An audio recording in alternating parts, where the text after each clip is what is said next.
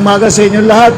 Dito tayo sa Tatalon, sa G. Araneta Avenue. At dahil binabalik-balikan natin ito dahil dito ang isa sa pinakagrabe na magbaha sa buong Pilipinas kapag umuulan. Ang ginawa natin ay naglagay tayo ng malalaking drainage.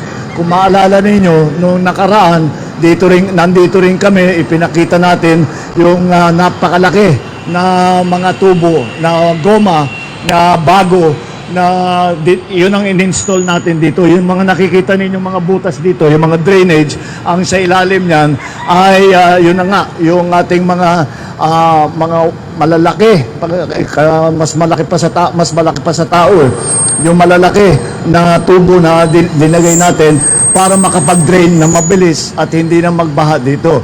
Mabuti naman, mukhang effective naman. Dahil kausap ko lahat yung ibang mga tiga rito at nila ay dati lumalampas daw sa second floor yung tubig dito kapag umuulan kahit kaunti lang.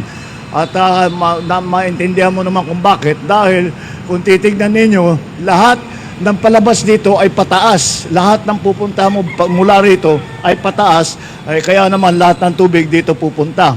Kaya yung drainage importante. At itong tubig na drain dito ay dinadala sa San Juan River.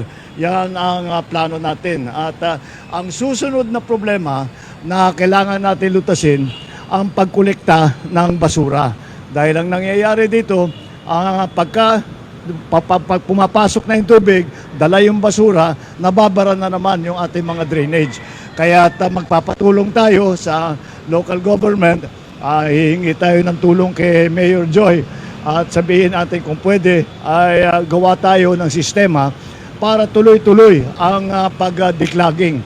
Ginagawa na ng mga tiga rito, nagdi-declogging sila. Pero small scale lang. Sa dami ng basura, kailangan talaga meron tayong isang sistema para alam na natin kapag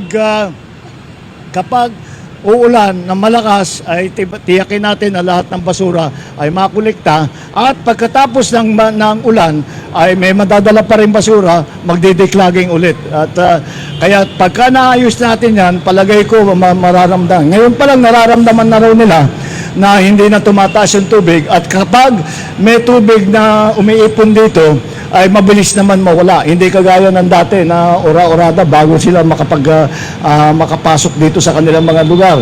At lahat ng mga gamit nila na nasisira, lahat ng mga negosyo, nakikita niyo may mga sari-sari store doon, may mga kung ano-ano mga maliliit na tindahan, siyempre nasisira ang kanilang hanapbuhay, nasisira yung kanilang mga ipinagbibili. Kaya napakalaking bagay na ayusin natin ito. Kaya yan ang ating ginawa.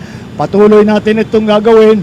At ito ay dito pa lang to, sa 1/2 pa lang ito, kalahati pa lang ito. Gagawin din natin yan dun sa kabila para talagang mabilis ang takbo ng tubig, mabilis ang paglabas ng tubig at hindi na mababaha rito sa G. Araneta Avenue dito sa Tatalon.